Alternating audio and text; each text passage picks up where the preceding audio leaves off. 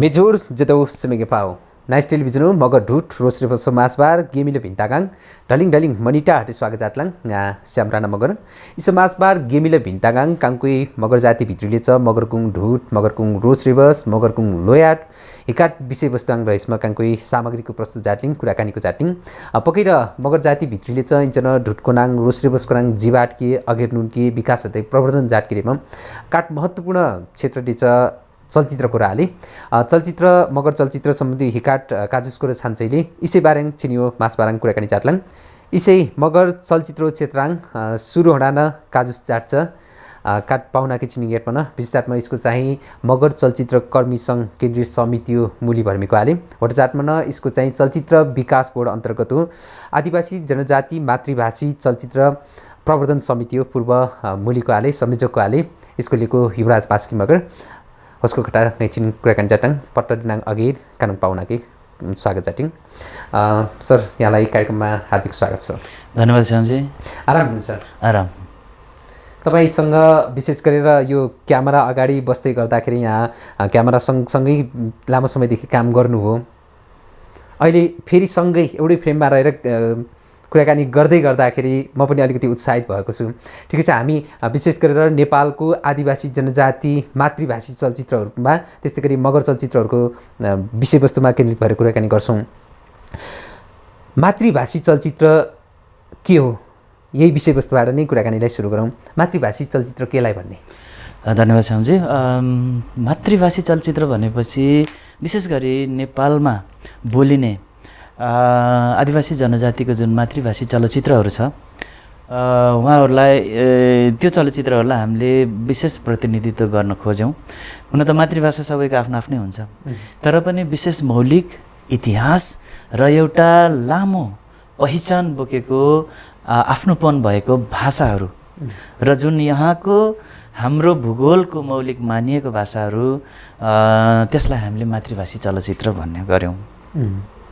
जस्तो यहाँ चलचित्र विकास बोर्ड अन्तर्गतको आदिवासी जनजाति मातृभाषी चलचित्र प्रवर्धन समितिको पूर्व संयोजक भएर पनि यहाँले काम गर्नुभयो। हजुर। यो मातृभाषी चलचित्रहरूको अवस्था चाहिँ कस्तो छ अहिले? मातृभाषी चलचित्रको सङ्ख्यात्मक रूपमा त धेरै नै भइसकेको हामीलाई अनुमान छ। हुन त अझै पनि आधिकारिक रूपमा त्यो रेकर्ड हुन सकेन। हामीले चलचित्र विकास बोर्ड आधिकारिक हाम्रो संस्था आधिकारिक चलचित्र विकास बोर्डमा पनि हामीले अझै पनि रेकर्ड गर्न सकेनौँ, त्यसलाई अभिलेखमा राख्न सकेनौँ। त्यो प्रयास हाम्रो जारी छ। त्यसकारणले अब निर्माण, प्रदर्शन, वितरण र पुरस्कारको कुरो अब अझै पनि हामीले धेरै काम गर्नुपर्ने छ।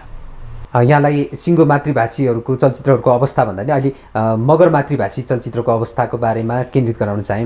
जस्तो यहाँ नेपालको मगर चलचित्रकर्मी सङ्घको चाहिँ केन्द्रीय अध्यक्ष पनि हुनुहुन्छ। हजुर। र यहाँ यति मात्र नभएर मगर चलचित्रको सुरुवात गर्ने एउटा जन्माउने निर्देशक पनि हुनुहुन्छ। पहिलो चलचित्र लङ्घनको पहिलो निर्देशक हुनुहुन्छ। त्यसपछि मात्र मगर चलचित्रले सुरुवात गर्यो, पाइला सार्न सुरु गर्यो। अहिले त्यो पहिलो चलचित्रको मगर चलचित्रको निर्देशक बनेर त्यो समयलाई हेर्दै गर्दा आज यहाँसम्म आउँदै गर्दाखेरि त्यो समयलाई कसरी सम्झिनुहुन्छ अहिले? हजुर, बडो रमाइलो लाग्छ। कलेजमा पनि मैले साहित्य, संस्कृति र इकोनोमिक्स अर्थशास्त्र पढेँ। त्योमध्ये मलाई साहित्य र संस्कृतिले धेरै रुचि जगायो। त्यसमा मेरो धेरै रुचि थियो। साहित्य पढेकोले लेखनमा रुचि भइ नै हाल्यो। त्यस कारणले चलचित्र लेखनमा मलाई सुरुदेखि नै रुचि जाग्यो। र निर्माणको कुरा रमाइलो छ। जब मैले कीर्तिपुरमा मास्टर्स पढ्दै थिएँ, हाम्रो साहित्यकर्मी साथीहरू अथवा हाम्रो कलाधर्मी साथीहरू भेट भयो। कलाधर्मी साथीहरू भेट हुँदा उहाँहरू कथा लेख्न मन पराउनुहुन्थ्यो, नाटक खेल्नुहुन्थ्यो। हामीहरू धेरै जसो कलामा कुरा गर्थ्यौँ। कलाले देश, समाज र व्यक्तिको रिप्रेजेन्ट अथवा प्रतिनिधित्व गर्छ। कला भनेको वास्तवमा ऐना पनि हो। कुनै पनि समाजलाई कति सभ्य छ भनेर हेर्नको लागि त्यो समाजको कला हेर्ने पनि गरिन्छ। त्यस्तो हामी छलफल गर्थ्यौँ। हाम्रो सङ्गीत त धेरै थियो। मगर समुदायमा जन्मेको लोक सङ्गीतहरू नेपाली सङ्गीतमा एउटा राष्ट्रिय धार अथवा मूल सङ्गीतको रूपमा स्थापित धेरै भइसकेको थियो, यहाँलाई पनि ज्ञान छ। तर साहित्य लेखन र चलचित्रमा हामी अलिक कम भएको हामीलाई महसुस हुन्थ्यो। चलचित्र त छँदै थिएन। त्यसपछि हामी केही पत्रिका पनि लेख्थ्यौँ, आर्टिकल लेख्थ्यौँ, त्यही क्रममा छलफल हुन्थ्यो। मेरो भेटघाट चाहिँ हाम्रो चलचित्रकर्मी लेखनमा रुचि राख्ने सन्जोग लाफा मगरसँग भेट भयो। नाटक राम्रो नाटक कलाकार राज थापासँग भेट भयो, अरू साथीहरू भेट भयो। अनि मैले एउटा छोटो लघु नाटक मोही भन्ने लेखिसकेको थिएँ मगर भाषामै। त्यसलाई मञ्चन गर्नुपर्छ होला भन्ने म सोचमा थिएँ। मैले मेनुस्क्रिप्ट हाम्रो कविता आले दिदीलाई पनि दिइसकेको थिएँ, ल है मोही तपाईँ हो। तर हामी छलफल गर्दै जाँदा नाटक त भइरहेको छ, छँदैछ। अब बिस्तारै हामी चलचित्रमा पनि छिर्ने हो कि जमाना चलचित्रको हो। यसले लामो समय पनि यसले प्रतिनिधित्व गर्छ, देखाउन पाइन्छ र यो अमर पनि हुन्छ नाटकभन्दा भन्ने बिस्तारै छलफल बढ्यो र त्यो छलफल गर्दा त्यो निर्णयले जित्यो पनि। बिस्तारै हामीले ल हुन्छ त नि चलचित्र बनाऊ भनेर कस्यौँ। राज थापा त्यसभन्दा अगाडि पनि नाटक लगायत केही चलचित्र पनि खेलिसक्नु भएको थियो। सन्जोग लाफाजी र म चलचित्र बनाइसकेको थिएन, तर हामीलाई तीव्र रुचि थियो। हामीलाई पनि लाग्यो हो चलचित्र बनाउनुपर्छ। अनि हामी नाटकको सट्टा एउटा मगर नाटक मञ्चन गर्ने त्यो मेरो सोच मोहीबाट थियो। त्यो नाटक मञ्चन गर्नुको सट्टा हामी चलचित्र निर्माण गर्नको अग्रसर भयौँ। चलचित्र निर्माण गर्नु अवश्य पनि च्यालेन्जिङ थियो, सजिलो थिएन। टिमवर्क हो, लेखन, साहित्य, त्यसपछि गएर कलाकार, त्यसपछि गएर प्रविधिहरूको सङ्गम हो, धेरै कुरा मिल्नुपर्छ। त्यसमाथि हाम्रो पूर्व यस्तो अनुभव पनि थिएन। खालि हामीलाई कन्सेप्ट चाहिँ थियो, हाम्रो चलचित्र कस्तो हुनुपर्छ, हाम्रो कथा कस्तो हुनुपर्छ, हामीलाई केही सोच थियो। तर प्रविधिमा त हामीले उतारिसकेको थिएन। तर पनि टिमवर्क हो र चलचित्र जहिले पनि एकदमै तयारीका साथ गरिन्छ, त्यतिकै चलचित्र बनाइँदैन। त्यसको लागि लामो प्री वर्क हुन्छ। त्यो प्री वर्कमा हामीले धेरै कुराहरू निर्णय गर्न सकिन्छ, छलफल गर्न सकिन्छ भन्ने हिसाबले हामीले त्यसको तयारीतर्फ लाग्यौँ। अनि त्यसपछि गाह्रो भयो, किन भन्दा महँगो चिज भएकोले प्रोड्युसर पाउन धेरै गाह्रो थियो। प्रोड्युसरहरूको लागि हामीसँग यस्तो कथा छ, कन्सेप्ट छ र हामीले चलचित्र बनाउन चाहन्छौँ भनेर धेरैलाई भन्यौँ। अवश्य पनि हामीलाई पत्याउने कमै हुनुहुन्थ्यो, धेरै गाह्रो भयो। तर पछि डिबी पुलामी, धुमबहादुर पुलामीज्यूले हाम्रो प्रस्तावलाई स्वीकार्नुभयो। उहाँले कथाहरू कथा सुन्नुभयो। टोटल हाम्रो भाषा संस्कृतिमा आधारित पहिलो चलचित्र पनि हुनेछ, फेरि भाषामै थियो हाम्रो। र हामीले त्यति बेला धेरै मेलो ड्रामेटिक अथवा धेरै रमाइलो लाग्ने पक्षभन्दा पनि अलिकति सामाजिक यथार्थवादी चिजहरू बढी राखेका थियौँ। रमाइलोतिर धेरै नजाउँ र पहिलो चलचित्र हो, एउटा सामाजिक यथार्थवादी कथामा चलचित्र बगाउँ भन्ने सोचले हामीले निर्माण गर्न कस्यौँ र चलचित्र निर्माण पनि भयो। र निर्माण भइसकेपछि त अवश्य पनि तपाईँले सोध्नुभयो जस्तो रमाइलो लाग्छ। आज त्यति बेला हामीले पहिलो चलचित्र बनाउने भन्ने सोचले बनाएको पनि होइन। पक्कै पनि त्यो खुसी छ। जुन तपाईँ चाहिँ अङ्ग्रेजी साहित्यको विद्यार्थी हुनुहुन्छ, विशेष गरेर विदेशी साहित्यलाई यहाँले पढ्दै गर्नुभएको, मास्टर गर्दाखेरि आफूसँग नभएको भनौँ न एउटा मातृभाषामा त्यस्तो चलचित्रहरू, त्यति साहित्यहरू पनि भइसकेका थिएन।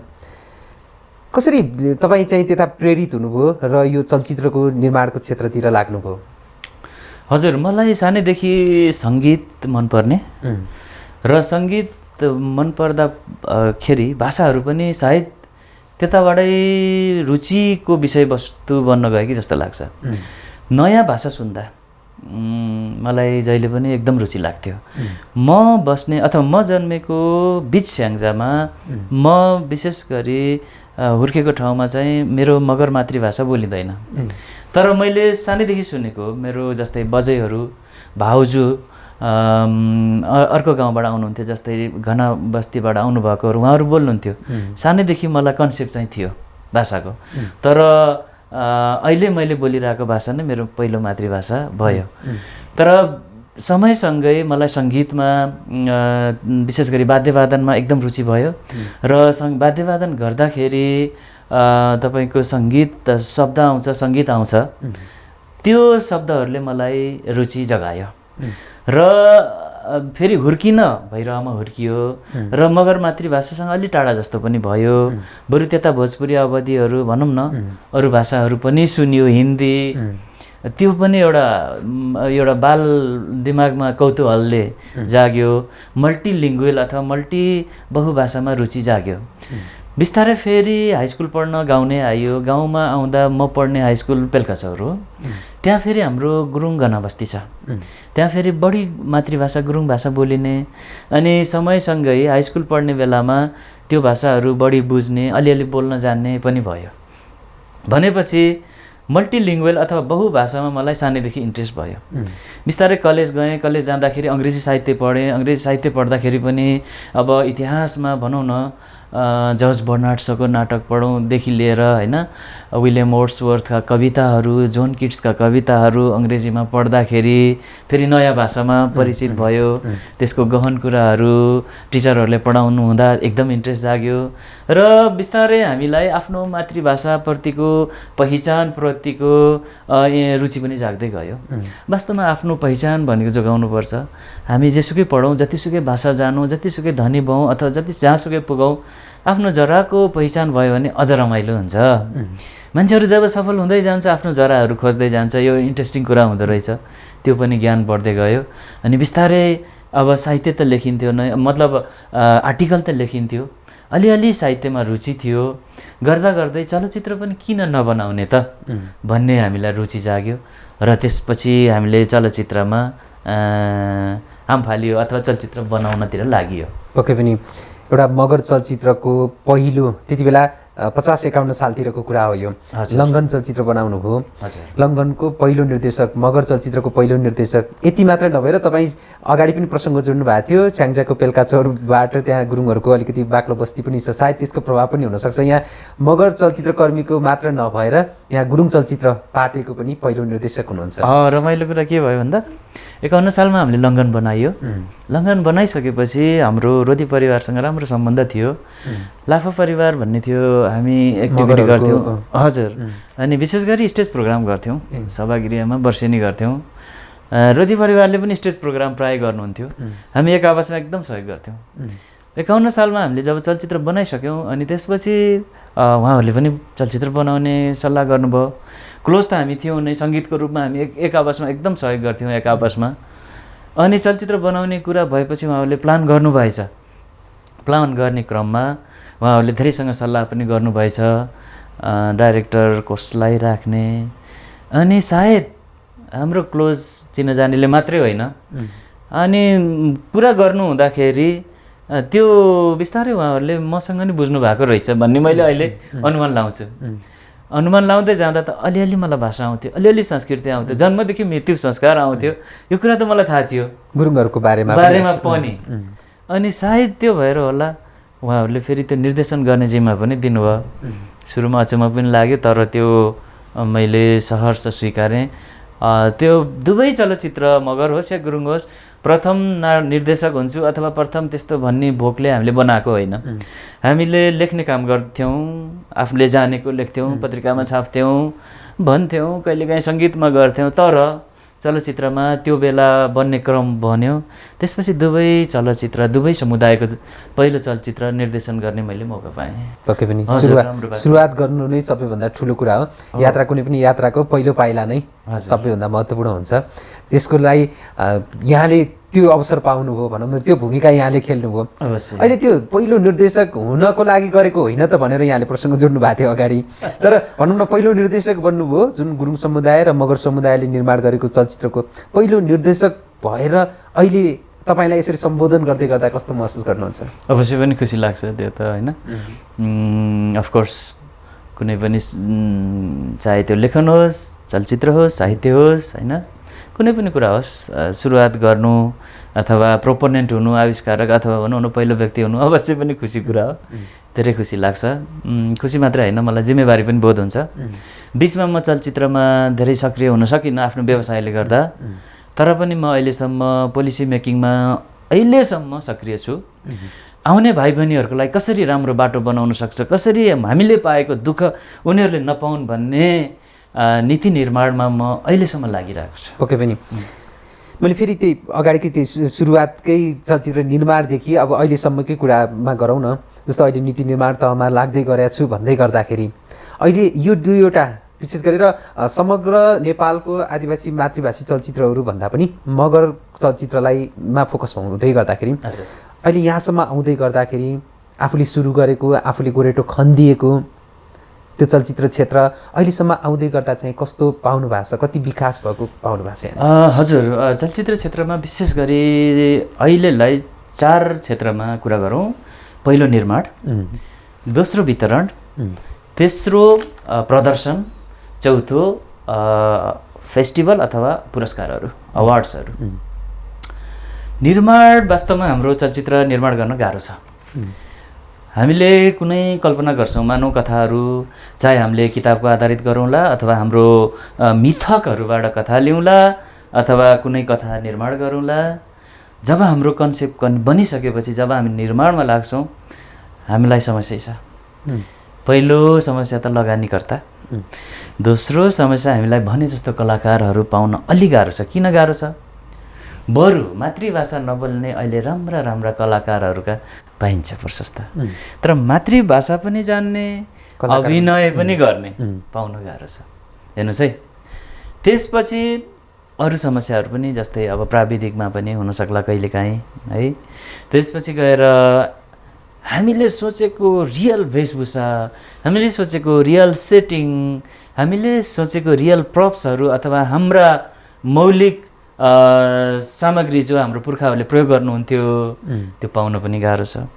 पाइहाल्यो भने कहिलेकाहीँ त हामीले उचित तरिकाले, न्यायपूर्ण तरिकाले चलाउन पनि जान्दैनौँ। आदि आदि अर्थात् मैले भन्न खोजेको निर्माणमै धेरै च्यालेन्ज छ। निर्माण गर्यो, त्यसपछि मातृभाषी चलचित्रहरूलाई वितरणमा अझै पनि गाह्रो छ।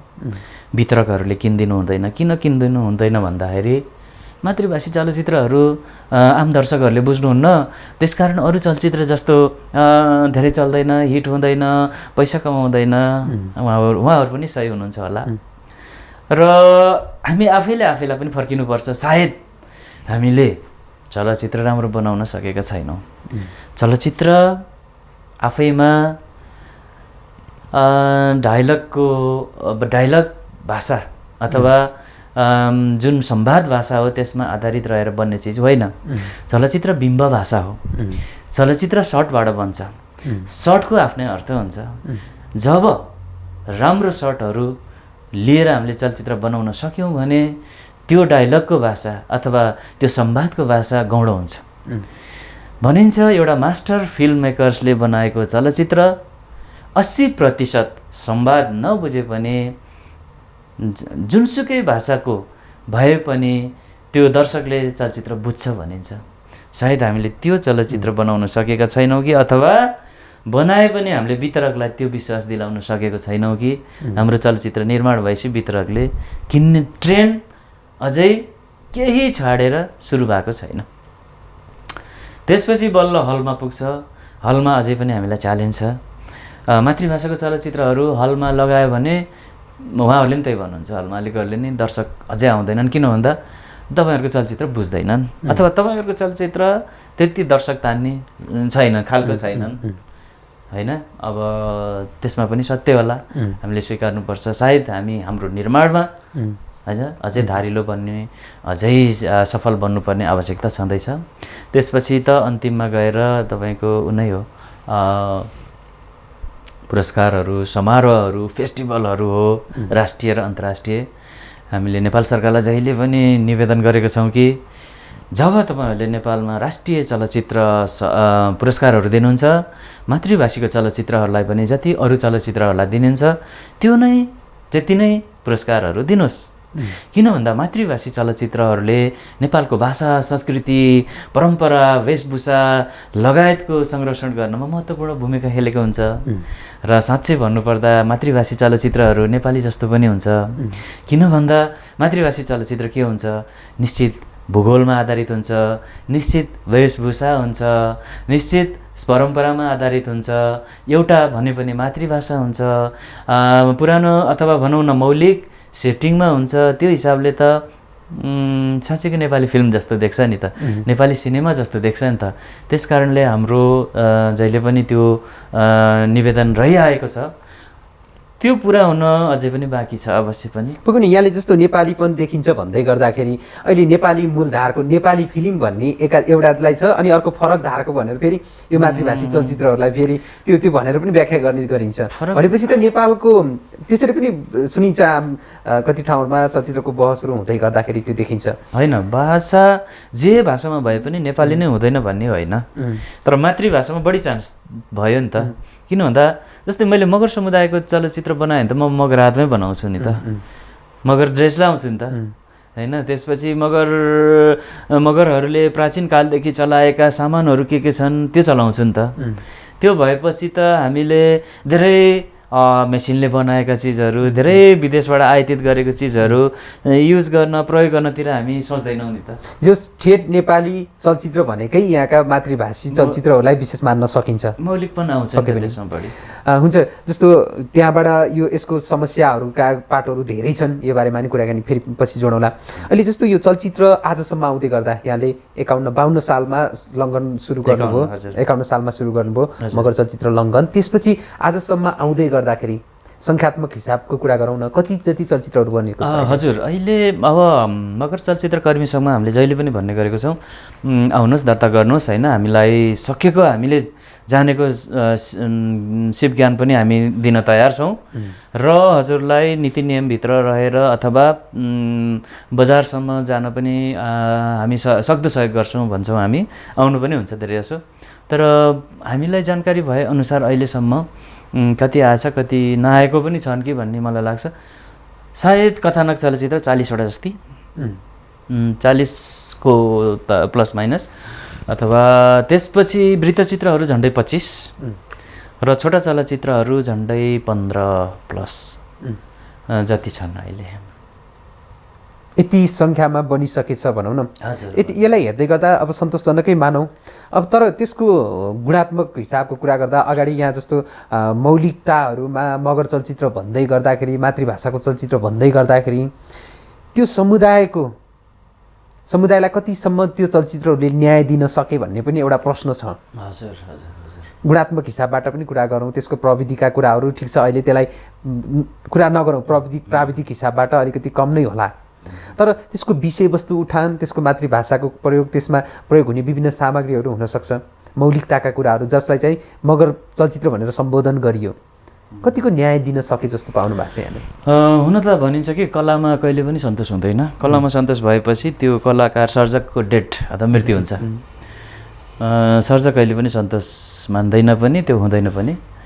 तर हाम्रो पहिला योजना अनुसार बनाइएका चलचित्र अथवा जति बन्छ त यसो हेर्दाखेरि अझै हामीले त्यसलाई फरक तरिकाले प्रस्तुत गर्न सकिन्थ्यो, अझ यसलाई विस्तृत गर्न सकिन्थ्यो, अझ भव्य बनाउन सकिन्थ्यो भन्ने त लाग्छ नै।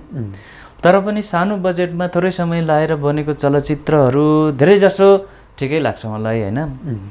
अवश्य पनि त्यही विषयवस्तुमा अझै गहन भएर अझै मिहिन तरिकाले प्रस्तुत गर्ने चान्स त प्रशस्त छ, त्यो प्रशस्तै छ। जस्तो यसलाई हेर्दै गर्दा एउटा व्यक्तिले, एउटा चलचित्र कर्मीले, चाहे त्यो निर्देशक होस्, क्यामेरा पर्सन होस्, कलाकार होस्, निर्माता होस्, त्यसले गर्ने खेल्ने भूमिका एकातिर रह्यो। अझै यसलाई अलिकति सङ्गठित गराएर यसलाई विकास गर्नु पऱ्यो, अलिकति ठुलो ऊबाट भनौँ न। त्यसले चाहिँ यहाँहरूले सङ्गठन पनि निर्माण गर्नुभएको छ, सङ्घ निर्माण गर्नुभएको छ, जस्तै मगर चलचित्र कर्मी सङ्घ भनेर विभिन्न अन्य मातृभाषी चलचित्र कर्मीहरूको पनि आफ्नो सङ्गठनहरू छन्। यहाँ मगर चलचित्र कर्मी सङ्घको अध्यक्ष हुनुहुन्छ, सुरुवातदेखि अहिलेसम्म पनि यहाँ अध्यक्ष नै हुनुहुन्छ, कार्यवाहक नै हुनुहुन्छ। तर त्यो भनौँ न चलचित्र कर्मी सङ्घको स्थापना भइसकेपछि त्यसले सामूहिक रूपमा, साङ्गठनिक रूपमा कस्तो खालका भूमिकाहरू खेलेको छ? अलिकति आरोप पनि आउने गर्छ मगर चलचित्रकर्मी सङ्घ त छ तर त्यति साह्रो त्यसले चाहिँ खेल्नुपर्ने भूमिका खेलेन कि भन्ने खालको प्रश्न छन्। ओके, हामीले सक्दो गरेका छौँ। हामीले अहिलेसम्मको स्थिति हेर्दा फर्स्ट चरणमा हामीले आफ्टर परिचय गर्न नि 1-2 वर्ष लाग्दो रहेछ सङ्गठन। पहिलो चरण हामीले तालिम भनेर गयौँ। तालिम हामीले सुरुबाट विचार माझ्नुपर्छ भनेर विचार गोष्ठीहरू गऱ्यौँ केही, जसमा हामीले मगर फिलोसफी लगायत आदिवासी जनजाति फिलोसफी, संसारको फिलोसफीहरू, जीवनशैलीहरू, साहित्यहरू, कलाहरूलाई अध्ययन गर्ने, एक आपसमा बाँड्ने कार्यक्रमहरू धेरै गऱ्यौँ। त्यसले हामीलाई धेरै नै ज्ञान दियो। काठमाडौँमा भेटेको हामीले सकेको जातिलाई बोलाएर हामीले उहाँहरूसँग सिकायौँ, आफ्नो कुराहरू सेयर गऱ्यौँ, विचार गोष्ठीहरू धेरै राख्यौँ। त्यसपछि हामी टेक्निकलमा गयौँ, टेक्निकल ट्रेनिङमा गयौँ। टेक्निकल ट्रेनिङमा बिस्तारै चाहिने के हो त, क्यामेराबारे राम्रो ज्ञान हो, लेखनबारे राम्रो ज्ञान हो, त्यसपछि सम्पादन हो, होइन, लाइट्स हो, टोटल फिल्म मेकिङ हो। त्यो कुरामा पनि हामी गयौँ, जसमा हामीले काठमाडौँमा भेटेका अब अस्कर कलेज पढाउने राम्रा लेक्चररहरू लगेर हाम्रो भाइ बहिनीहरूलाई मजाले पढायौँ। तपाईँले बुझ्नुभयो हुन्छ। र उहाँहरूले पढाएपछि राम्रो सर्ट फिल्म पनि बनाउनु भयो। उहाँहरूले गुदी कुराहरू बुझ्नुभयो, होइन। हामीले रेजिडेन्सियल वर्कसपहरू राख्यौँ, बसेर सिक्दाखेरि रातिसम्म अभ्यास गर्दाखेरि हामीलाई चलचित्र निर्माण गर्दा चाहिने कुराहरू, धेरै कुराहरू हामीले कलेजै पढ्दा जति त अवश्य पनि भएन होला, तर भित्री कुराहरू सिक्यौँ। त्यसपछिको चलचित्र डेफिनेटली तपाईँले अब म केही नामहरू पनि दिन सक्छु। त्यस अगाडिको चलचित्र, त्यस पछाडिको चलचित्रहरू धेरै फरक छन्। र त्यसपछिका चलचित्रहरूले केही राष्ट्रिय र अन्तर्राष्ट्रिय तपाईँको अवार्ड्समा नि भाग लिए, पुरस्कार समेत पाए, भएको छ। त्यस कारणले हो हामीले सङ्ख्यात्मक रूपमा जति जानुपर्ने गएनौँ कि। अब कहिलेकाहीँ भन्छौँ होइन, जनसङ्ख्याको हिसाबले 1 नम्बर किन चलचित्र थोरै, यो पनि आउँछ, यसलाई मैले स्वीकार्छु। तर एउटाले बनाउने होइन, समुदायमा नै एउटा रुचि जाग्नुपर्छ। जब तपाईँले समुदायले माग गऱ्यो भने निर्माताले त बनाउँछ कि, जसरी पनि बनाउँछ। बनाउन अहिले गाह्रो छैन। जब रिटर्न हुन्छ, रिटर्न भएपछि त्यो पनि बनाउँछ। तर बनिसकेको चलचित्रहरूले वेल रिटर्न नगरी बेलासम्म अर्को चलचित्रकर्मी त्यति जाँगर चाहिँ नगर्दो रहेछ। त्यसकारण हामी सङ्ख्यात्मक रूपमा अवश्य पनि कमी भएको हो, तर हामी बिस्तारै योजनाबद्ध तरिकाले, मैले भने चेतना, त्यसपछि टेक्नोलोजीको ज्ञान, त्यसपछि गएर क्वालिटी हामी छिरिसकेका छौँ। अबको फेज हाम्रो क्वालिटी मेकिङ र नेपाल मात्रै होइन, कसरी हुन्छ संसारभरिको दर्शकलाई हामीले एउटा सुन्दर सिर्जना दिन सकिन्छ, त्यो कुरामा हामी एकदम चेतनशील छौँ। बरु थोरै बनाउँ, केही छैन, तर बनेको चिज एउटा पाएको चिज बनोस्, एउटा राम्रो चिज बनोस्, त्यसमा हामी अत्यन्त चनाखो छौँ। त्यो अनुसार बन्दै पनि जाला भन्ने मैले ठुलो आशा गरेको छु। हामी अध्ययनलाई पनि बढी नै जोड दिएको छौँ र अध्ययनमा भयो भने म्याचरपन भन्छ नि, एउटा पाकोपन आउँछ कुनै पनि सृजनामा, त्यसलाई जोड दिउँ भनेको छौँ। र हजुरले भन्नुभएको कुरा पनि म स्वीकार्छु, धेरै काम गर्न बाँकी छ, त्यो मध्ये गर्न नसकेको धेरै छ। तर हामी ढिलै हिँडे पनि चुप लागेर बसे छैनौँ, हामी गरि नै रहेछौँ। त्यो एउटा ग्रुप एफोर्ट पनि हो, सामूहिक प्रयास पनि हो। अब 1-2 जना 2-4 जना मात्रै लागेर पनि हुने। र हाम्रो सोच नै के छ, कलात्मक समाजको सिर्जना भन्छ हामी, होइन। कलात्मक सोच र सिर्जनाको हामीको लागि हामी प्रयास गर्दैछौँ। र हाम्रो स्रोत र साधन एकदमै कम छ, र पनि जसरी हुन्छ कलात्मक फिल्म एप्रिसिएसन भने जस्तो कलात्मक सोच बढाउनको लागि हामी कटिबद्ध छौँ र त्यो अनुसार काम पनि गरिरहेको छौँ। अब केही समय अथवा बिस्तारै केही महत्त्वपूर्ण काम पनि होला भन्ने मैले धेरै आशा राखेको छु। आशा होइन, विश्वास पनि लिएको छु। पक्कै पनि यहाँले अहिले भनौँ न मगर चलचित्रकर्मी सङ्घलाई नेतृत्व गरिराख्नु भएको छ। अहिले सङ्गठनमा भनौँ मगर चलचित्रकर्मी सङ्घमा नयाँ यो चलचित्रकर्मीहरूको आबद्धता उनीहरूको रुचि चाहिँ कस्तो पाउनु भएको छ, कति छन् अहिले चाहिँ त्यस्तो? हजुर, राम्रो छ। सुरुमा त केन्द्रीय समिति मात्रै थियो, अहिले 5वटा जिल्ला समिति पनि छ र बिस्तारै अब हुन त हाम्रो त विशेष गरी कलामा हाम्रो समाजमा आउने रुट सङ्गीतै देखिएको छ। सङ्गीतकार नाच्न गाउने, लोक सङ्गीत नाच्न जान्ने, गाउन जान्ने, बजाउन जान्ने भाइ बहिनीहरू धेरै रुचि राख्नुहुन्छ र उहाँहरूलाई प्रस्तुत गर्दा राम्रो पनि देख्छ होइन। उहाँहरूलाई सुहाउँदो कथामा उहाँहरूको प्रस्तुति पनि राम्रो रहेको छ र उहाँहरूको रुचि बिस्तारै नेपालभरि नै एकदमै राम्रो रहेको छ। हाम्रो भित्र पनि 3 किसिमको भाषाहरू छ होइन। 12 मगरात र 18 मगरातमा त राम्रो राम्रो चलचित्र बनिसकेको छ। अब हामीले तराली क्षेत्रको पनि चलचित्र बनोस् भन्ने हामीले ठुलो प्रयास गरिरहेका छौँ। सल्लाह त वर्षौँ भएको छ तर अझैसम्म सकिएको छैन। डकुमेन्ट्री त बनेको छ, कथानक पनि बनाउने हाम्रो ठुलो, स्टोरी टेलिङ गर्ने हाम्रो ठुलो इच्छा छ, त्यो पनि बनोस्। जे होस्, नयाँ भाइ बहिनीको रुचि एकदम राम्रो छ। आशा छ उहाँहरूबाट अझै रचनात्मक काम हुनेछ। पक्कै पनि अगाडि पनि यहाँले प्रसङ्ग जोड्नु भएको थियो, त्यसलाई फेरि अझै पनि कोट्याउँ। जस्तो यहाँले निर्माण गर्यो भनौँ न, अब दर्शकले केही अपेक्षा गर्यो भने, माग गर्यो भने निर्माताले बनाउँछ भन्नुभयो। अब कति चलचित्रहरू बनेका छन्, बनिसकेपछि एकचोटि निर्माण गर्यो, निर्देशन गर्यो, त्यसपछि चाहिँ उनीहरू त्यो फिल्म त्यत्तिकै थन्किएर बस्ने भनौँ न, केही ठाउँमा निश्चित सीमित ठाउँहरूमा चाहिँ प्रदर्शन हुने, अनि त्यसपछि उनीहरू सेलाएर जाने, अन्य पेसाहरू अँगाल्ने। जस्तो तपाईँ आफूले पनि भन्नुभयो, म लामो समयदेखि चलचित्रको क्षेत्रमा अहिले चाहिँ पछि त्यति क्रियाशील हुन सकेको छैन, निर्माणको तहबाहेक भन्दै हुनुहुन्छ। यानि सुरुवात गरिसकेपछि अहिले त्यो आउँदै गर्दा पछिल्लो समयमा हेर्दै गर्दा पनि एउटा दुईवटा बनाउँछ, अनि त्यसपछि फेरि त्यहाँबाट विस्थापित हुने खालको अवस्थाहरू छ। यो अवस्था सिर्जना हुनुको पछाडि चाहिँ कारणहरू के पाउनु भएको छ? हजुर, त्यो चाहिँ प्रोफेसनलिजम, त्यो चाहिँ पक्कै पनि विकास भएको छैन। त्यो चाहिँ गाह्रै भएको छ। निरन्तर एउटै चलचित्रकर्मीले निरन्तर निर्माण गर्नु एउटा च्यालेन्जकै विषय भएको छ, विशेष गरी मातृभाषा चलचित्रमा। त्यो हुन्छ, अब बिस्तारै हुन्छ। किन भन्दा सबैभन्दा एउटा क्यारियर देख्नु पऱ्यो, रोजगारी देख्नु पऱ्यो होइन।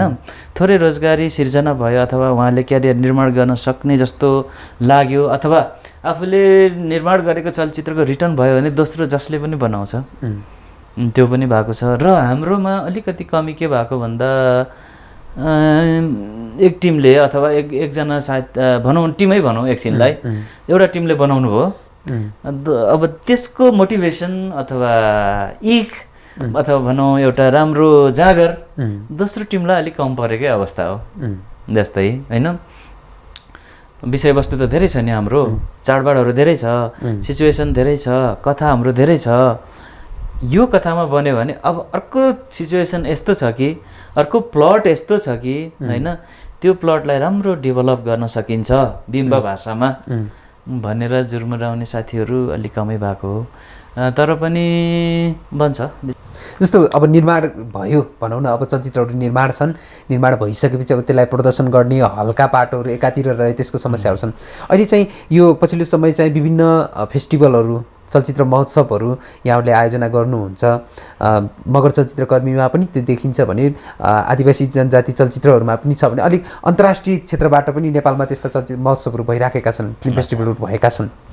यस्तो फेस्टिभलहरूले चाहिँ यी चलचित्रहरूको विकास गर्न, यिनीहरूलाई प्रवर्धन गर्नका लागि कस्तो भूमिका खेलेको छ अहिलेसम्म? अवश्य पनि फेस्टिभल भनेको चलचित्रको लागि त ठुलो मेरुदण्ड हो। नयाँ, विशेष गरी नयाँ चलचित्रकर्मीहरूलाई त एक्सपोजर गर्ने बेस्ट सर्वोत्तम माध्यम हो। त्योभन्दा पनि राम्रो चलचित्रहरूले एउटा राम्रो मौका पनि पाउँछ र फेस्टिभलमा जितेको चलचित्रहरूले कैयौँ गुणा व्यापार पनि गर्छ र फेस्टिभलहरूमा अन्तर्राष्ट्रिय एक्सपोजरहरू हुन्छ। अहिले खुसीको कुरा के भएको छ भन्दाखेरि मातृभाषी चलचित्र अथवा आदिवासी जनजाति विषयवस्तुमा रहेर बनेका चलचित्रहरू पनि बिस्तारै फेस्टिभलको रूप लिन थालेको छ। मातृभाषी चलचित्र कर्मीहरूको आफ्नै सङ्गठन छ, त्यसको हाम्रो आदिवासी जनजाति चलचित्र महासङ्घ एउटा प्लेटफर्म पनि छ। त्यसबाट हामीले उत्सव गऱ्यौँ होइन, सप्ताह गऱ्यौँ, चलचित्र सप्ताह, त्यसपछि महोत्सव पनि दोस्रो गरेर तेस्रो गर्दैछौँ। आगामी जेठ 10, 11, 12 गते हुँदैछ। त्यसको के भयो भन्दाखेरि इम्प्रेसन बिस्तारै अमेरिकामा पनि 2 अङ्क आदिवासी जनजाति चलचित्र महोत्सव भनेर अमेरिकामा पनि गर्नुभयो। बिस्तारै युकेमा रुचि जाग्यो, हङकङमा रुचि जागेको छ। हुन त उहाँहरूले चलचित्र बचाउनेमा ठुलो सहयोग गर्नुभएको छ। UK, Hong Kong, Singapore, Brunei, even त्योभन्दा अगाडि त्यहाँ बस्ने काम गर्ने हाम्रो दाजुभाइहरूले बेसरी मातृभाषी चलचित्र माया गर्नुभएको हो, अहिले पनि गर्नुभएको छ। तर अहिले बिस्तारै उहाँहरूले फेस्टिभलको रूप पनि दिनुभएको छ, खुसीको कुरो। र त्यो फेस्टिभलको मलाई खुसी लाग्ने कुरा बिस्तारै कमर्सियल रूप पनि विकास गर्दैछ। त्यो गऱ्यो भने हाम्रा कलाकारहरू, चलचित्रकर्मीहरूले रोजगारी पाउँछन्, उनीहरूले काम पाउँछन् अथवा उनीहरूको क्यारियर राम्रो हुन्छ। र तपाईँले भन्नुभएको जस्तो एउटा चलचित्र खेलेर अथवा एउटा चलचित्र निर्माण गरेर फेरि अरू कुनै पेसामा गइरहनु पर्दैन। उहाँहरूले फेरि त्यही विषयमा अध्ययन गरेर अथवा आफ्नो सिर्जना अझै राम्रो गराउन सक्नुहुन्छ र राम्रो हुँदै जान्छ। मलाई कुनै जस्तो विदेशतिर पनि हामीले अमेरिका, हङकङ लगायतका विभिन्न ठाउँहरूमा चलचित्र महोत्सवहरू सम्पन्न गर्दाखेरि त्यसपछि नेपालमै पनि त्यस्ता मातृभाषी चलचित्रहरू प्लस विदेशीहरूसँग पनि समन्वय गरेर यहाँले अन्तर्राष्ट्रिय चलचित्र महोत्सवहरू गर्दाखेरि विदेशी दर्शकहरूका प्रतिक्रियाहरू चाहिँ यहाँले कस्तो पाउनु भएको छ? विदेशी दर्शकहरूको प्रतिक्रिया एकदम राम्रो। उहाँहरूको सहयोगले नै त्यहाँ फेस्टिभल भएको हो। अब बिस्तारै त्यो अहिले स्थापित हुने क्रममा छ र त्यसलाई अझै राम्रोसँग आए हुने नै अथवा त्यसले अझै ठुलो स्पेस पाउने अथवा समीक्षा एउटा भनौँ न बौद्धिक जमातमा इन्टेलेक्चुअल प्रपर्टीको रूपमा समीक्षा पाउने पनि आशा मैले धेरै लिएको छु, जसले गर्दा हाम्रो चलचित्रहरू अमर हुने होला भन्ने मैले ठुलो आशा राखेको छु र विश्वास पनि लिएको छु। र हाम्रो सिर्जनामा पनि त्यसले ठुलो सहयोग गर्नेछ, अवश्य पनि राम्रो हुन्छ। पक्कै पनि। जस्तो चलचित्रको कुरा गर्दा अगाडि तपाईँले प्रसङ्ग जोड्नु भएको थियो, बजारको वितरणको कुराहरू थियो होइन। अब नेपाली हलहरूमा पनि मातृभाषी चलचित्रहरू प्रदर्शन हुन भएको हामीले त्यति देख्दैनौँ भनौँ न। कुनै कुनै च्यारिटी सोहरू हुन्छन् अनि त्यसपछि त्यो आफ्नै ठाउँहरूमा विभिन्न ठाउँमा च्यारिटी सोको भरमा नै चलिराखेको अवस्थाहरू छ।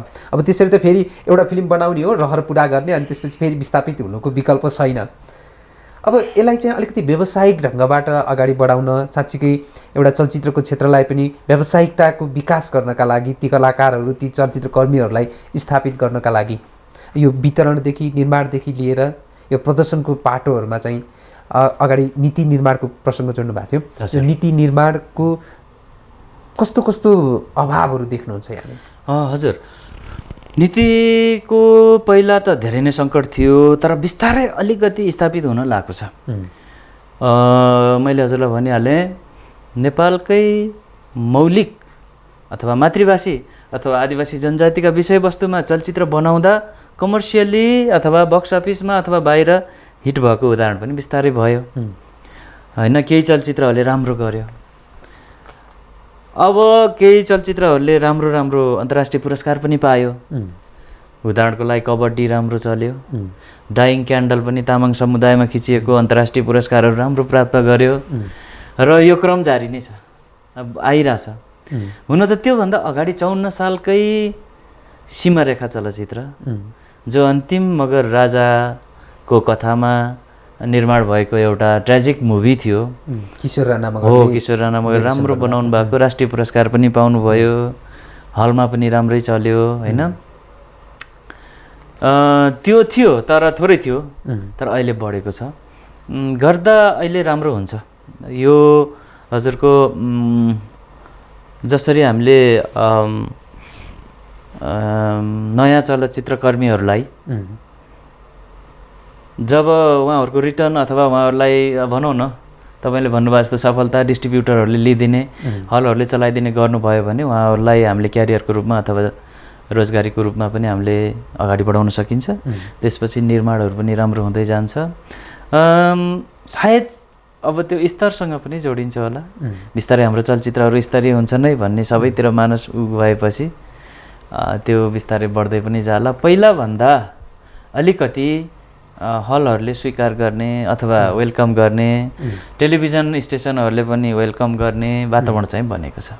पक्कै पनि। जस्तो यो चलचित्र निर्माण गरिसकेपछि फेरि त्यो प्रदर्शनको क्रममा पनि एउटा सेन्सर बोर्डले पनि फेरि सेन्सर नगरिदिने त्यो खालका गुनासाहरू पनि सुनिन आउँथ्यो यो मातृभाषी चलचित्रहरूका यो ठुलो गुनासाको रूपमा पनि थियो पछिल्लो समय यसको अवस्था चाहिँ के छ सेन्सरमा अलिकति समस्या अझै पनि समस्या कस्तो भन्दा प्रथाजनित कानुनले मूल कानुन बन्छ संसारभरि प्रथाजनित कानुन भनेको कस्टमरी ल भनेको हरेक समुदायमा आफ्नो ठाउँमा अभ्यास भइरहेको छ तर मूल कानुन बनाउँदा त रिप्रेजेन्टेटिभ अथवा प्रतिनिधि कानुन बनाइन्छ कहिलेकाहीँ त्यो प्रतिनिधि कानुन बनाउँदा प्रथाजनित कानुनको कुराहरू ओझेलमा पर्दो रहेछ तर सर्जकले त कहिलेकाहीँ त ती कथावस्तुलाई उठाइदिन्छ त्यो कथावस्तुको साहित्य लेखिन्छ चलचित्र बन्छ साहित्य र लेखनको त सेन्सर हुँदैन नेपालमा तर चलचित्रको त अहिलेसम्म पनि सेन्सर भइरहेको छ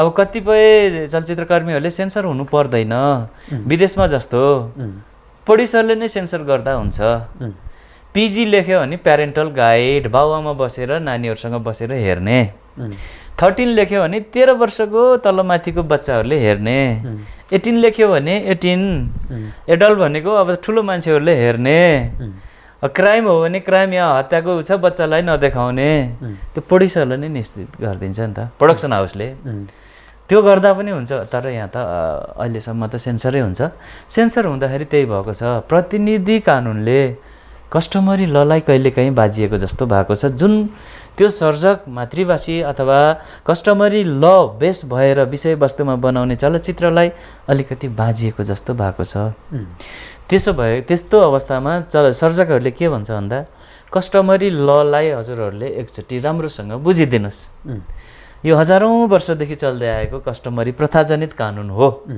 हैन त्यो कानुन वास्तवमा मूल कानुन बनाउन खोजेको होइन कि कलात्मक रूपमा एकछिन प्रस्तुत गर्न खोजिएको हो त्यस्तो अवस्थामा तपाईहरुको सेन्सर मतलब प्रथाजनित कानुनलाई सम्झेर गरिदिनुहोस् भन्ने त्यो प्रयास छ तर अहिले के छ भन्दा जुनसुकै समुदायको चलचित्र बन्यो भने त्यो समुदायको एउटा विज्ञ भाषा विज्ञ संस्कृति विज्ञ अथवा त्यो चलचित्र विज्ञ अथवा जे होस् त्यसलाई न्याय गर्न सक्ने मान्छे बोलाएर ल्याउनुस् भनेर त्यो सिस्टम चाहिँ छ तर मातृभाषी चलचित्रकर्मीहरूको हैन सकेसम्म मातृभाषी चलचित्रहरूलाई सेन्सर अलिकति सरल बनोस् भन्ने आग्रह उहाँको रहि नै आएको छ आशा छ त्यो पनि सुधार हुँदै जाला जस्तो यो सुधार हुँदै जाला भन्दै गर्दाखेरि भनौँ न त्यसको त अब चलचित्रकर्मीले नै लिने हो भनौँ न त्यसलाई अब नीति निर्माण गर्ने पाटोले एउटा नीति बनाइदिन्छ तर त्यसलाई कार्यान्वयन गर्नेदेखि लिएर त्यो नीति निर्माणलाई यो ठाउँमा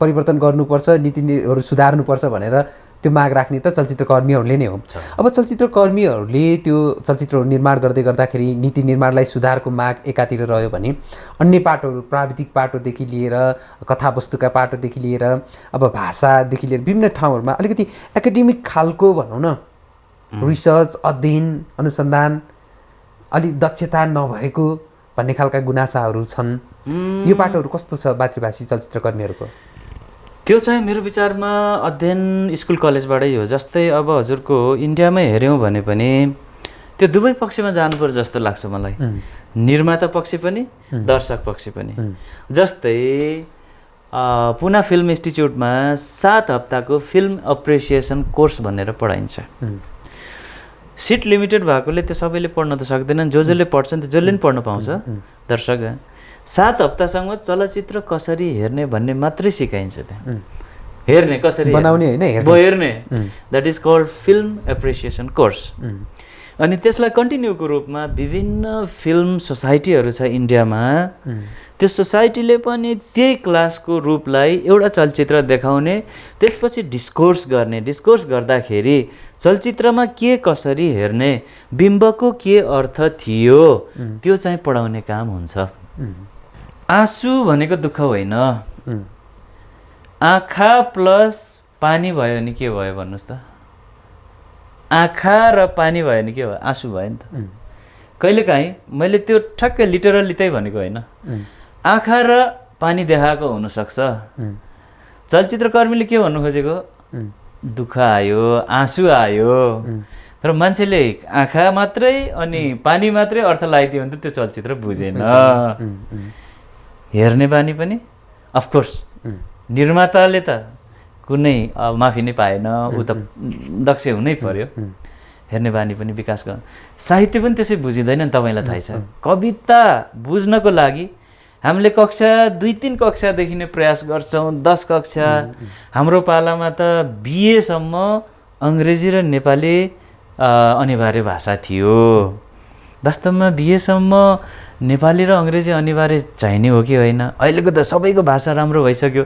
8देखि 10सम्म अनिवार्य गरिदिने, त्यसपछि टेक्निकल सब्जेक्ट पढ्यो भने त भयो नि। बिएसम्म अङ्ग्रेजी र नेपाली कम्पलसरी गरेपछि त हामीले त भाषै मात्रै पढाए जस्तो नि देखियो एक किसिमले।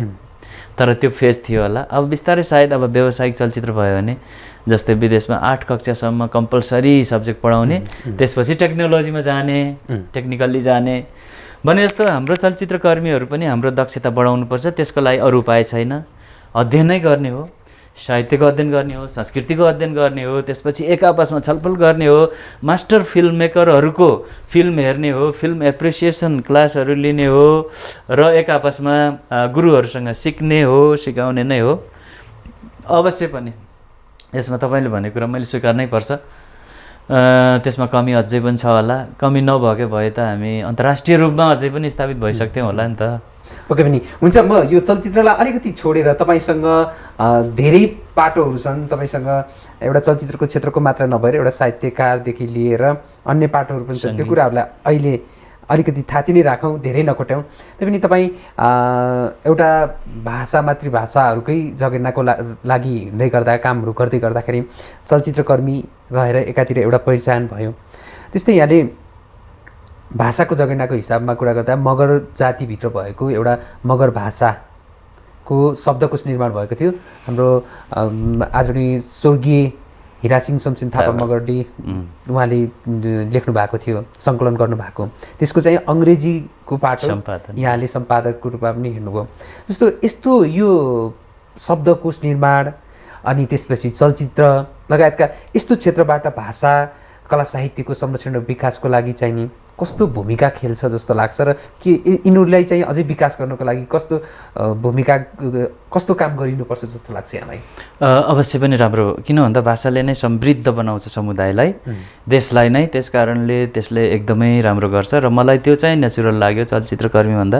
किन भन्दा तपाईँहरूको जानकारीको लागि मलाई सानोदेखि अङ्ग्रेजी भाषामा रुचि थियो। रुचि भयो पढ्दाखेरि अरू भाषा, अरू सब्जेक्ट, अरू विषयभन्दा अङ्ग्रेजीमा मैले राम्रो गरेँ। मार्क्स पनि त्यसैमा धेरै आउँथ्यो। अङ्ग्रेजीकै विद्यार्थी हुनुहुन्छ साहित्य नै गरेर यहाँले? त्यो सानोबाट नै अरूको भन्दा 1 नम्बर भयो नि बढी आउँदाखेरि रमाइलो, टिचरले पनि राम्रो गरिस् अथवा नम्बर हेर्दा विद्यार्थीलाई जसलाई नै हुन्छ नि त्यो त भयो। त्यो कलेजसम्मै रह्यो भनौँ न। अनि भाषा पनि नेचुरल्ली त्यो क्लासमा त्यो भाषामा कन्भे गर्न सक्ने अथवा बोल्न सक्ने पनि नेचुरल्ली भयो। र मैले रमाइलो कुरा के भयो भन्दा मैले त्यो बेला मैले जब कलेज पढ्ने बेला थियो, अङ्ग्रेजी स्कुलको हाम्रो एकदम च्याउसारी थियो, च्याउसारी भनिन्थ्यो, अब त्यस्तै थियो भनौँ न। र पढाउँदै गर्न पाएँ अथवा अङ्ग्रेजी स्कुलमा पढाउन पाएँ कि भनेपछि मैले त्यो एकातिर भाषाबाट नै राम्रै हुँदै गयो। अनि त्यसपछि पढाउन पनि पाएँ। हुन त मेरो सेकेन्ड ल्याङ्ग्वेज हो, मैले कहिले पनि अङ्ग्रेजीमा मास्टर गर्न सक्दिनँ। किन भन्दा मलाई त्यो जुन ठाउँबाट जन्मेको हो त्यो जस्तो त म हुँदै हुँदिनँ नि। तर अध्ययनको हिसाबले त्यो भयो र हिरासिंह थापाज्यूलाई सहयोग गर्न पाएँ। किन भन्दा यताबाट भाषा त आफ्नोमा रुचि थियो, फ्लुएन्टली बोल्न नसके नि मलाई फिल छ। किन भन्दा लेखन र हजुरको सङ्कलन भनेको त फेरि सर बोलिरहने नै होइन, त्यसलाई त घन्टौँ मनन गर्ने हो। एक शब्द पाएपछि त्यसको हामीले विभिन्न रूपहरूको अध्ययन गर्ने हो, त्यसपछि केलाउने हो होइन। त्यो हिसाबले उहाँसँग लामो एक त रुचिको विषय पनि भयो समुदायको, र त्यो गर्न पाइयो। र त्यसले त्यस्तो कामले अवश्य पनि टोटल भाषा संरक्षण भएपछि समुदायको हेरिटेज अथवा त्यो एउटा हुन्छ नि सम्पत्ति पनि संरक्षण भयो हुन्छ। र भाषा समृद्ध भयो भने अवश्य साहित्य पनि बलियो हुन्छ र साहित्यले समुदायलाई पहिचान पनि अथवा त्यो मिरर भन्छ नि, कुनै पनि समुदाय कति सभ्य छ भन्ने हेर्न जसरी उसको वेशभूषा, उसको रहन सहन, उसको घर, उसको समुदाय हेरे जस्तै उसको भाषा साहित्य पनि हेरिन्छ। त्यो एउटा उसको समुदायको एउटा ऐना पनि हो। पक्कै पनि जस्तो एउटा मौखिक रूपमा भनौँ न बोलेर मात्र भाषाहरूको संरक्षण हुन त त्यो व्यावहारिक हिसाबबाट त बोल्ने नै हो, तर त्यसलाई चाहिँ अझै लिखित रूपमा साहित्यहरू सिर्जना गरेर अगाडि लैजाने, शब्दकोशहरू निर्माण गर्ने, पुस्तकहरू प्रकाशन गर्ने यसले पनि अर्को महत्त्वपूर्ण पाटो भूमिका खेल्छ। यहाँ लेख्नु पनि हुन्छ, जस्तो विशेष गरेर इङ्ग्लिसमै लेख्नुहुन्छ द राइजिङ नेपालमा। हजुर, यहाँले लेख्नुहुन्छ, विशेष गरेर कस्तो कस्तो खालको लेखहरू यहाँले प्रकाशन गर्नुहुन्छ? लेख्नमा मलाई सानैदेखि रुचि, पहिला गीतहरू पनि लेख्ने, सङ्गीत पनि कम्पोज गरेको छु मैले होइन। मलाई विशेष गरी म आफै वाद्यवादनमा एकदम रुचि थियो, 9वटा बाजा जस्तो म आफै पनि बजाउन सक्थेँ। त्यसमा मलाई किबोर्ड चाहिँ बढी इन्ट्रेस्ट थियो होइन। केही समय हाम्रो नेपालकै राम्रा के अरे हार्मोनियम वादक पण्डित सामदेव सापकोटासँग केही समय, धेरै त सिक्न पाइनँ, बुढो भइसक्नु भएको थियो, केही समय शास्त्रीय हार्मोनियम पनि सिक्न पाएँ, पियानो पनि केही समय, तर रुचि मात्रै हो त्यो। र लेख्नमा इन्ट्रेस्ट थियो, सङ्गीतमा इन्ट्रेस्ट थियो, गर्दाखेरि त्यो अङ्ग्रेजीमा पढाउन पनि पर्यो, पढाइयो, रुचि पनि भएकोले लेखेको मात्रै हो। तर म भयङ्कर अङ्ग्रेजीमा छु भनेर लेखेको होइन। लेख्दा लेख्दा यस्तो हुँदो रहेछ, जस्तै तपाईँले सुरुमा जेमा लेख्नुभयो नि, अनि सम्पादकहरूले खोइ तिम्रो लेख आएन नि त भनेर विशेषमा भन्नुहुन्छ। भनेपछि केमा लेख्ने, प्रायः जेमा लेख्यो त्यही सम्पादकहरूले त झस्काउनुहुन्छ नि, झस्काएपछि उहाँहरूको लागि पनि लेख्नु पर्दो रहेछ। राइजिङ नेपालमा पनि त्यस्तै भयो। त्रिभुवन विश्वविद्यालयमा सँगै पढ्ने साथी हुनुहुन्थ्यो, उहाँ एडिटरमा पुग्नुभयो, अनि मलाई घरिघरि गाली गर्ने, खोइ अल्छी छस् त, अहिलेसम्म लेख्दैन। उहाँको लागि पनि मैले लेख्नुपर्ने भयो कि। तर लेख्ने मैले त्यही हो, धेरै जसो कला नै हो। मैले राजनीति अथवा अरू सब्जेक्टको म लेख्दिनँ धेरै, कला अफकोर्स, कला सङ्गीत र विशेष गरी चलचित्र बढी, चलचित्र सम्बन्धी अलि बढी र मेजर कलामै लेख्छु। पुस्तकहरूको पनि प्रकाशन गर्नु? हजुर, एउटा सानो पुस्तिकाहरू अहिले, हजुर अहिलेसम्म सानो सानो पुस्तिकाहरू त केही लेखिसकेँ, तर मैले सिरियसली लेख्ने योजना अझै सफल हुन सकेको छैन, किन भन्दा अरू ठाउँमै इन्गेज भएको कारणले। तर मैले प्लटहरू, कन्टेन्टहरू त बनाइराखेको छु, आशा छ लेट्स होप होइन, मूर्त रूप पाउँछ त्यसले, पाउला भन्ने म ठुलो आशा गर्छु। हुन्छ, हामीसँग समय पनि अलिकति कम छ, अब अन्तमा फेरि पनि यो मातृभाषी चलचित्रतिर नै फर्केर कुराकानीलाई बिट मारौँ।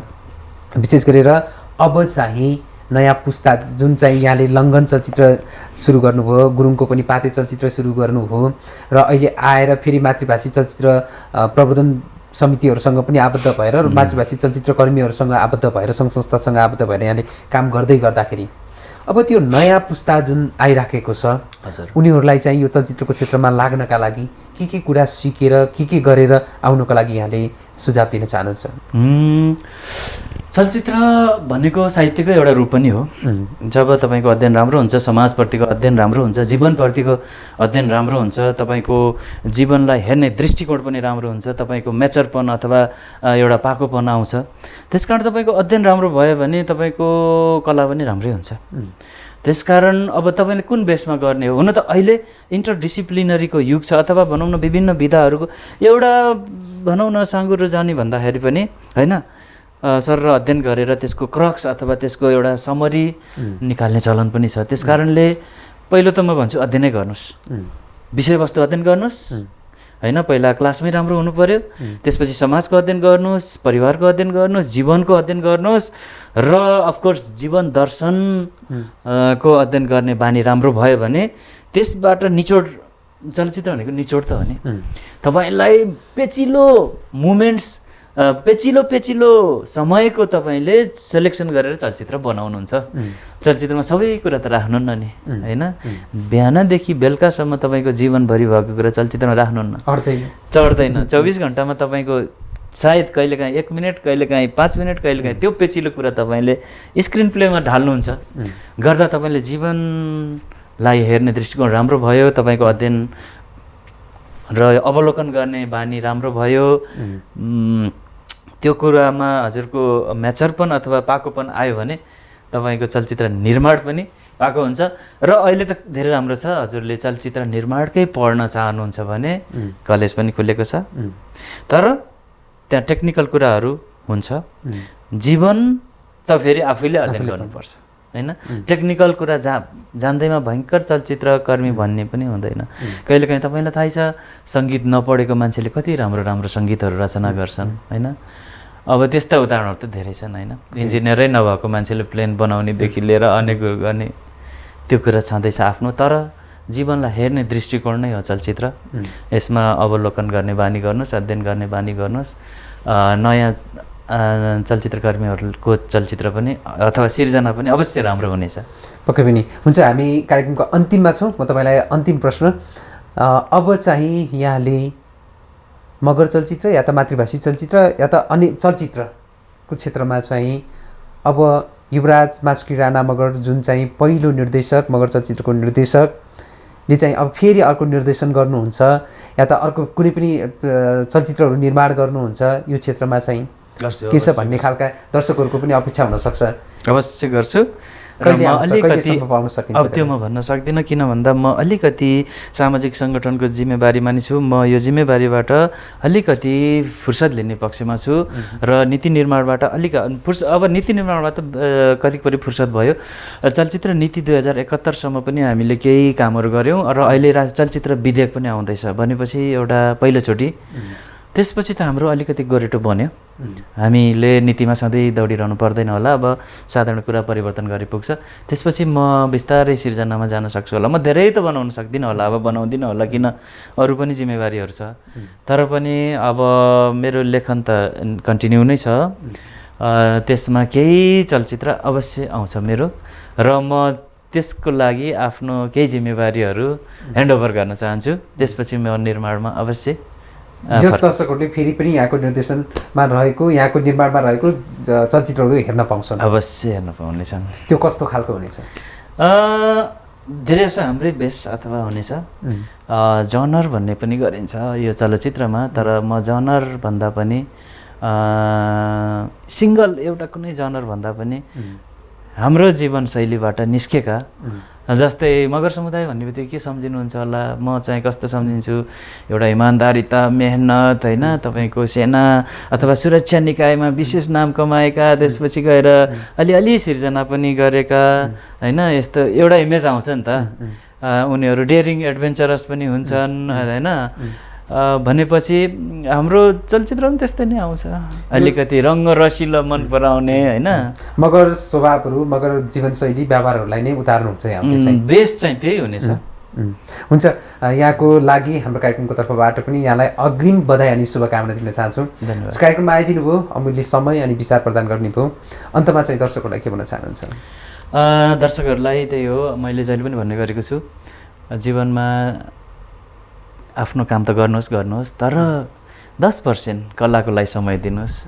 10% आम्दानी थोरैमा भनिरहेको छु मैले, 10% कलाको लागि खर्च गर्नुहोस्।